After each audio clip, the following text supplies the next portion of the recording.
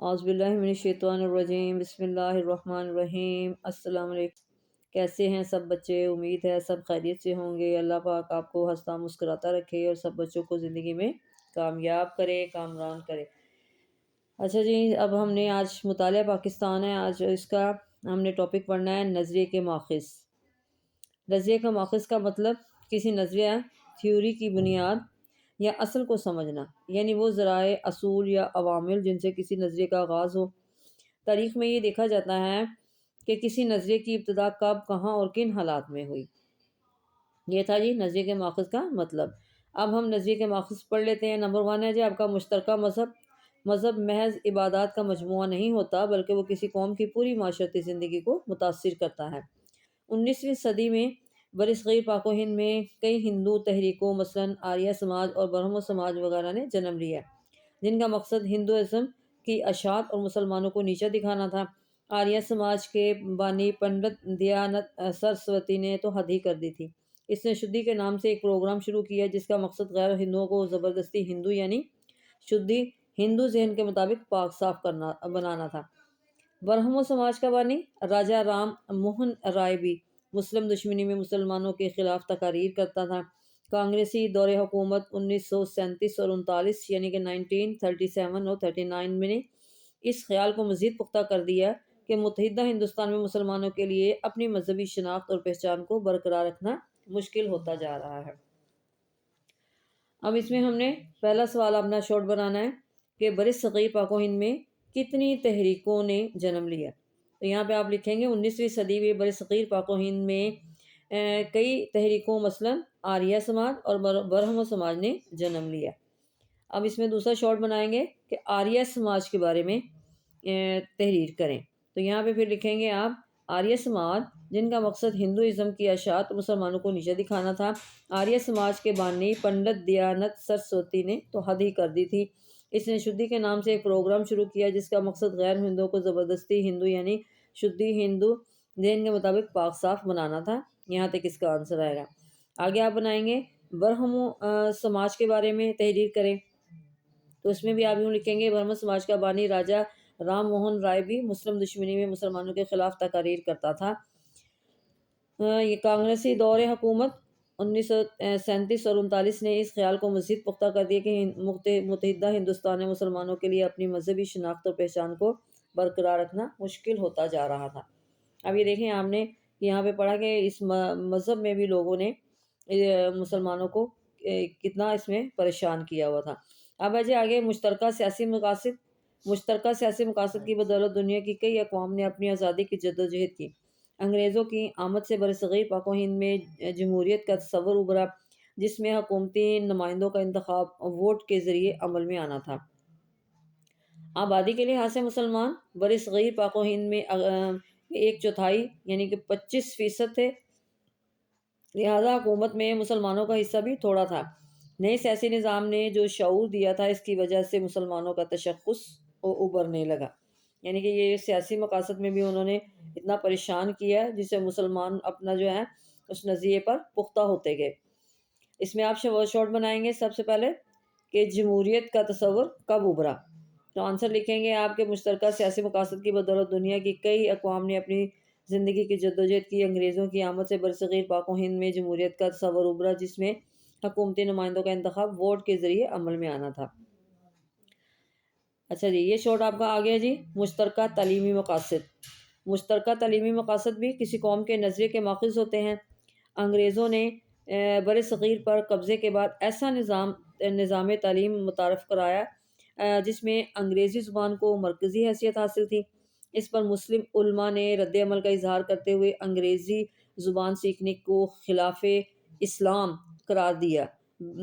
بیشتر مسلمانوں نے نئے نظام تعلیم کو رد کر دیا۔ یہ سب ایک نظریے کی بنیاد پر ہوا اور وہ نظریہ اسلام تھا۔ اچھا جی، اب اس میں ہم شارٹ دیکھتے ہیں۔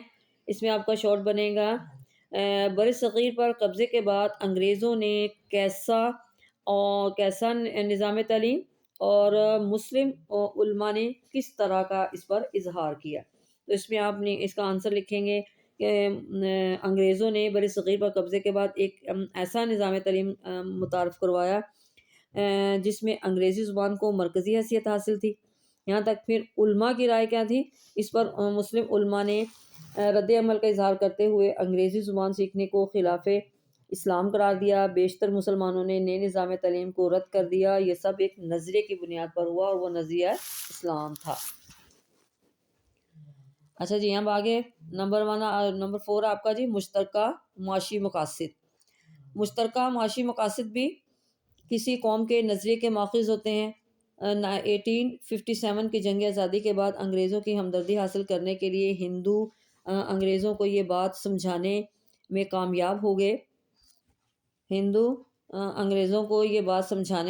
ہو گئے کہ جنگ آزادی میں مسلمانوں کا کردار زیادہ تھا اور مستقبل میں بھی مسلمان دوبارہ اس قسم کی کوشش کر سکتے ہیں۔ اس نتیجے میں انگریزوں کا رویہ مسلمانوں کے ساتھ سخت ہوتا چلا گیا اور معاشی طور پر مسلمانوں پر ظلم جاری رہا۔ مسلمانوں کو نظر انداز کر دیا گیا۔ ان تمام وجوہات کی بنا پر مسلمانوں کے لیے کاروبار اور تجارت کے مواقع ختم ہو گئے، لیکن انہوں نے اپنے نظریے کو نہ چھوڑا۔ اچھا جی، اب اس میں ہم نے شارٹ بنانا ہے، ہندوؤں نے انگریزوں کو کیا بات سمجھائی۔ تو اس میں آپ نے آنسر لکھنا ہے، مشترکہ معاشی مقاصد بھی کسی قوم کے نظریے کے ماخذ ہوتے ہیں۔ 1857 کی جنگ آزادی کے بعد انگریزوں کی ہمدردی حاصل کرنے کے لیے ہندو انگریزوں کو یہ بات سمجھانے میں کامیاب ہو گئے کہ جنگ آزادی میں مسلمانوں کا کردار زیادہ تھا اور مستقبل میں بھی مسلمان دوبارہ اس قسم کی کوشش کر سکتے ہیں۔ یہاں تک اچھا جی، اس کے بعد آ گیا جی آپ کا 5واں ماخذ مشترکہ ثقافتی مقاصد۔ مشترکہ ثقافتی مقاصد کی بنیاد پر بھی کسی قوم کا نظریہ جنم لیتا ہے۔ انگریزوں کے ہندوستان پر قبضے کے بعد اردو کو سرکاری زبان کی حیثیت حاصل تھی۔ برطانوی حکومت میں جب ہندوؤں کا حکومتی سطح پر عمل دخل بڑھا تو انہوں نے اردو کی جگہ ہندی کو سرکاری زبان کا درجہ دلوانے کی کوشش کی۔ اردو کیونکہ عربی رسم الخط میں لکھی جاتی تھی، لہٰذا اسے اسلام اور مسلمانوں کے قریب تصور کیا جاتا تھا، جبکہ ہندی دیوتا گری رسم الخط میں لکھی جاتی تھی۔ لہٰذا ہندوؤں نے اردو کی جگہ ہندی کو سرکاری زبان کا درجہ دینے کا مطالبہ کر دیا۔ مسلمانوں کو ہندی پڑھنے لکھنے پر عبور حاصل نہیں تھا۔ ہندوؤں کے اس عمل نے مسلمانوں کو یہ سوچنے پر مجبور کر دیا کہ وہ متحد ہندوستان پر اپنے تشخص کو مزید برقرار نہیں رکھ سکیں گے۔ یہاں پہ آپ نے شارٹ بنانا ہے، ہندوؤں نے اردو کی جگہ ہندی کو سرکاری زبان بنانے کی کیوں کوشش کی؟ تو یہاں پہ آپ نے آنسر لکھنا ہے، انگریزوں کے ہندوستان پر قبضے کے وقت اردو کو سرکاری زبان کی حیثیت حاصل تھی۔ برطانوی حکومت میں جب ہندوؤں کا حکومتی سطح پر عمل دخل بڑھا تو انہوں نے اردو کی جگہ ہندی کو سرکاری زبان کا درجہ دلوانے کی کوشش کی۔ اردو کیونکہ عربی رسم الخط میں لکھی جاتی تھی، لہٰذا اسے اسلام اور مسلمانوں کے قریب تصور کیا جاتا تھا، جبکہ ہندی دیوتا گری رسم الخط میں لکھی جاتی تھی، لہٰذا ہندوؤں نے اردو کی جگہ ہندی کو سرکاری زبان دینے کا درجہ دینے کا مطالبہ کر دیا تھا۔ اچھا جی، یہ آپ کا دیکھیں، اب ہم نے نظریے کے ماخذ پڑھے، اس میں ہمیں پتہ چلا کہ ہر قوم جو اپنا نظریہ بناتی ہیں وہ کسی نہ کسی مقصد کے لیے ہوتا ہے، جیسے کہ ہم نے پہلے اس کے ماخذ میں پڑھا تھا کہ نظریے کی ابتدا کب، کہاں اور کن حالات میں ہوئی، کہ یہ اتنے ساری مشکلات تھی، اتنے سارے جتنے بھی ہم نے نظریے کے ماخذ پڑھے ہیں اس میں مذہب، سیاسی مقاصد، تعلیمی مقاصد، معاشی مقاصد اور ثقافتی مقاصد، ہر جگہ پہ مسلمانوں کے لیے مشکلات کھڑی تھیں جس کی وجہ سے وہ اپنے نظریے پر ڈٹے رہے۔ ہاں جی بچوں، اب آگے آپ کا اگلا ٹاپک ہے ہندوستان میں اسلامی دور حکومت کے دوران میں اسلام کی بنیادی اقدار، مسلمان، مصلحین اور سماجی ثقافتی حوالے سے نظریہ پاکستان کی وضاحت۔ اچھا، اب اس میں پڑھیں گے ہم، نظریہ پاکستان اسلامی جمہوریہ پاکستان کی روح ہے۔ یہ پہلی لائن آپ کی MCQs کی لائن، اور اس کی وجہ سے بھی محفوظ اور سلامت ہے۔ پاکستان کے وجود کا انحصار اسی نظریے پر ہے جس کی بنیاد پر یہ وجود میں آیا۔ برصغیر کے مسلمانوں نے پاکستان اسی نظریے کے تحت قائم کیا اور یہی نظریہ اسے مضبوط اور مستحکم رکھ سکتا ہے۔ اسلامی اصولوں کے نفاذ کے لیے ہی پاکستان قائم کیا گیا۔ اچھا آگے جی، اسلامی اقدار۔ برصغیر کے مسلمانوں نے پاکستان کے مطالبے کے وقت یہ طے کیا تھا کہ اسلام کے سنہرے اصولوں پر مبنی معاشرہ بنایا جائے گا، جہاں اسلامی اقدار مثلاً انصاف، مساوات، آزادی اور رواداری کو فروغ دیا جائے گا۔ قیام پاکستان کے بعد قائد اعظم سے سوال کیا گیا کہ تقسیم کیے بغیر بر صغیر میں مسلمانوں کو اپنے مذہب کے مطابق عبادت کرنے کی آزادی ہے، تو پھر پاکستان کا مطالبہ کیوں؟ اب یہ دیکھیں یہاں پر اسلامی اقدار میں ہم نے سوال بنانا ہے، بر صغیر کے مسلمانوں نے پاکستان کے مطالبے کے وقت کیا طے کیا تھا؟ تو یہاں پہ آپ نے لکھنا ہے بر صغیر کے مسلمانوں نے پاکستان کے مطالبے کے وقت یہ طے کیا تھا کہ اسلام کے سنہری اصولوں پر مبنی معاشرہ بنایا جائے گا، جہاں اسلامی اقدار مثلا انصاف، مساوات، آزادی اور رواداری کو فروغ دیا جائے گا۔ اب دوسرا سوال یہاں پہ ہے کہ قیام پاکستان کے بعد قائد اعظم سے کیا سوال کیا گیا؟ تو یہاں پہ آپ نے آنسر لکھنا ہے اس کا، قیام پاکستان کے بعد قائد اعظم سے سوال کیا گیا کہ تقسیم کیے بغیر برصغیر میں مسلمانوں کو اپنے مذہب کے مطابق عبادت کرنے کی آزادی ہے، تو پھر پاکستان کا مطالبہ کیوں؟ پھر اس کا آگے سوال آپ بنائیں گے کہ اس کے بعد قائد اعظم نے کیا جواب دیا؟ تو اس میں آپ لکھیں گے آپ رحمۃ اللہ علیہ نے جواب میں فرمایا بھائی چارہ، مساوات اور انسان دوستی ہمارے مذہب، ثقافت اور تہذیب کی بنیادی باتیں ہیں۔ چونکہ ہمیں ان بنیادی انسانی حقوق کے ختم ہونے کا خدشہ تھا، اس لیے ہم نے پاکستان کی تخلیق کے لیے جدوجہد کی۔ یہاں تک اس کا آنسر آئے گا۔ اچھا جی آگے جی، قائد اعظم کی نظر میں پاکستان کو کیسا ملک ہونا چاہیے تھا؟ تو یہاں پہ ہم کیا سوال بنائیں گے، قائد اعظم کی نظر میں پاکستان کو کیسا ملک ہونا چاہیے تھا؟ تو یہاں پہ آنسر لکھیں گے آپ، قائد اعظم کی نظر میں پاکستان کو ایک ایسا ملک بنانا تھا جہاں حقوق، انسانی آزادی، انصاف اور رواداری کار فرما ہونا تھی۔